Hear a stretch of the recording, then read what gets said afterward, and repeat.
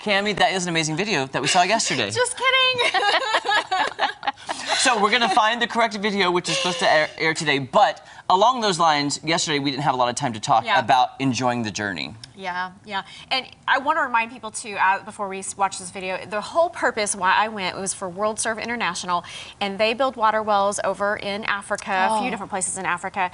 And you know, we say that we want to make a difference in the world. Well, if we really mean that, I feel like we would do things like this because, I mean, not climb Mount Kilimanjaro per se, but to help put water, because without water, people die. There's 2,000 children that die every single day because they don't get water. And then there's women that have to walk 8 hours to get water that's not clean, and they get stampled by elephants. You know, things that we don't think about, we can't even comprehend what they go through to do this.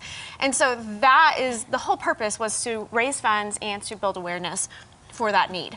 And they will be taking more trips to Africa. You don't have to climb the mountain because there'll be other trips, you know, just to go over there and see the wells and stuff like that. So if anyone's interested, and if that's your heart to help with clean water, you know, World Serve International is who I went through, and they're just, it's a wonderful organization. And how did you find out about that in the first place? What opened your eyes to that? Well, I have a friend that works for them, and so they were on the trip as well.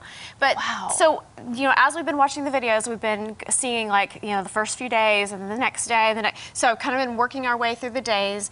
And this last video is going to be the summit, which is the final day of going up. Of course, there was a whole nother day of coming down the next day, but you know, I wasn't prepared at all for certain aspects, but yet I was as prepared as I could have been, you know. But coming down, like, my legs swelled up so huge, my bottom lip was massive. It was so bizarre. I wish I had a picture, but I think at that moment I was like, no one needs to see what I look like right now. And like, my left hand swelled. I mean, I was swollen everywhere. What was that from? What was that from? Well, they just said from the altitude that sometimes it just appears in random places for people. So sometimes it might be an ear. For me, it was a bottom lip and a left hand. And my boots, I had bought extra big so that I could take them off. I mean, you know, extra socks or whatever. Well, I couldn't hardly take them off at the end of that journey, the end of coming down on day 6. So there were just things like that. I was beat up, and I, you know, 30 hours coming home, and when I got home, I felt like I could do anything because of what I had just been through. However, my next thought was, but not today, I need to rest. But here's the thing, I really felt like God corrected me, and he said, you know what, you were way past this point on that mountain, and I got you through anyway. Look what you did, even when you were completely exhausted and had all these issues like massive blisters and swelling feet and, you know, head that felt like it was about to explode after you'd been to the top, but yet I kept going, and he sent help when I needed it. And, you know, so I really feel like at this point, I could conquer anything. That's fantastic. And not in a prideful way. I don't mean that at all. No, but I think it's pretty amazing what you probably found out that you are capable of doing. I mean, that would be pretty amazing. And we've talked about this. I'm not a camper. I'm not a hiker. And so none of that was what appealed to me for this. But, you know, it was a personal journey of learning what I'm capable of, even when I don't know what's ahead. And we're so proud of you, Cami. And I was just told we have the video now. So now we can see the summit, the final video. Yes, here we go. Cami Treks Africa. On day 4, we went to bed at 6 p.m., got up at 11 p.m., and left camp at midnight. I really only slept maybe 2 hours, and some didn't sleep at all. We had to prepare for temps as low as negative 20 degrees Fahrenheit and terrible winds. And this is where it got steep. The trail had switchbacks for hours, and then there were boulders to climb, and the altitude was a beast to contend with. My head was so fuzzy that I couldn't think straight, and I didn't trust my balance at all. I spent the overnight hours climbing, bent over, afraid to stand up lest I get too dizzy and take one misstep that would send me off the edge of the mountain. This is the part that I wasn't ready for. I heard Proverbs 4:25-27 in my heart. Let your eyes look straight ahead, fix your gaze directly before you, give careful thought to the paths for your feet, and be steadfast in all your ways. Do not turn to the right or to the left. Keep your foot from evil. I had to take that scripture literally during the entire climb, but especially on summit day. Sometimes during these hours, our guides would start singing to keep our minds occupied and to raise our spirits. After 6 hours, we got to the first point on the rim of the crater, the first of 3 summit points.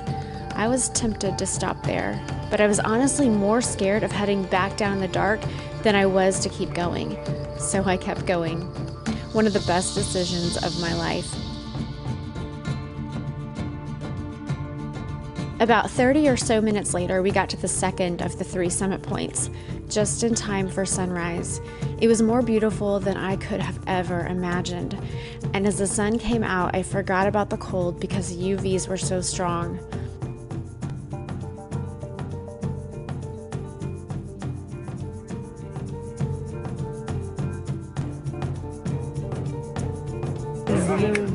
I've never done anything this crazy, or this amazing, or this scary, or this rewarding. I'm almost there. It's right in front of me.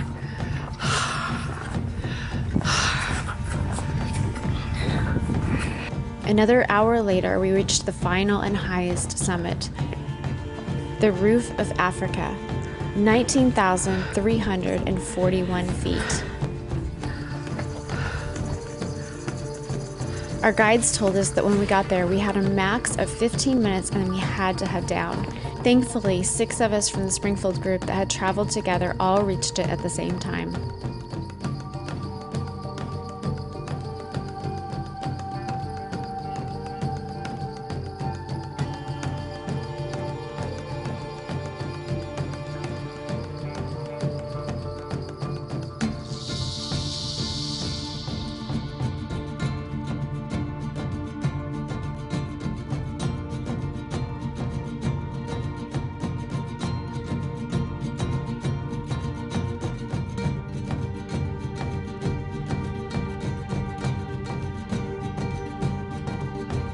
Coming down was much faster.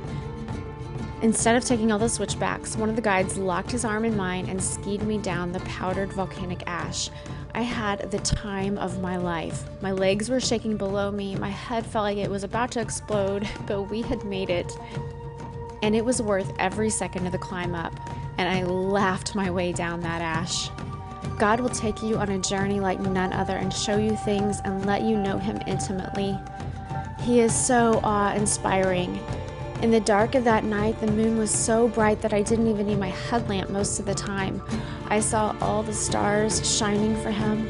The mountain itself stands so strong and majestic for Him. The snow sparkles in the moonlight for Him. And if nature does what He created it to do, and it's that glorious, why wouldn't I do what He created me to do? God, I'm going to get up and go after all You have for me. I know You have so much more for me, and I will praise You as long as I have breath. Cami, I just want to say, first of all, I'm so proud of you, and it almost made me want to cry watching Wow. that, because it kind of puts us as humans in perspective in the grand Yes. scheme How of God's small earth. we really How are. small we are. Amazing. That was so beautiful. And It I know you was, said and you cannot really capture you can't. how amazing that was, but just from the pictures, I can only imagine how vast and amazing that must have looked from up there. Yeah. And had you ever even been to Africa? No. I mean, that It was alone not on my list. is amazing that you went to Africa and then you did that and you made it all the way to the top, to the Yeah. tippy top. Amazing. And when we were talking about enjoying the journey yesterday, you know, I was thinking that the whole way up, but especially when I was at the top, because I'm like, I only have a few minutes, and that's when I started feeling really rough because it was too hard to stop and drink water. So I know I was getting dehydrated at that point. I'd done so well to that point, you know, but it was just, we were so bundled up for the cold, and, you know, it was just, if you stopped, your body temperature would drop, and then you would not make it to the top. That's what our guides Wow. would tell us. So I just didn't stop. I just kept going, and then coming down, I felt terrible. But I knew when I was at the top, I was like, this is it. Like, this is what, and so I'm trying to get video, I'm trying to soak it all in, but it's so fleeting, you know? And that's Yes. why I had to make sure to be present in that moment. And I think that Yes. if I could share anything, it would be to be present in those moments, you know, and to Yeah. enjoy that journey. Absolutely. Cami, can I just say, we're so proud of you. Yes. And we're so glad you're back safe and Yes, sound. thankful you're safe. Seriously, you've done something that a lot of us wouldn't even dare to attempt. And amazing. And I love how moments like that kind of put life in perspective, and Yeah. you're appreciative of the small things, and you know you can overcome anything. And I want with everybody God's help. to get that. I want everybody Yeah. to feel that feeling of it's too big, but with God's help, I can do anything. Cami Jenkins, you're an inspiration. You so are. wonderful. Thank you so much. Yes. Oh, God bless it's you. beautiful. All right, coming up, John Chapman from the Acoustic Shop is here to tell us all about their stolen guitar raffle. and we have footage of it being stolen too. Oh, wow. We'll be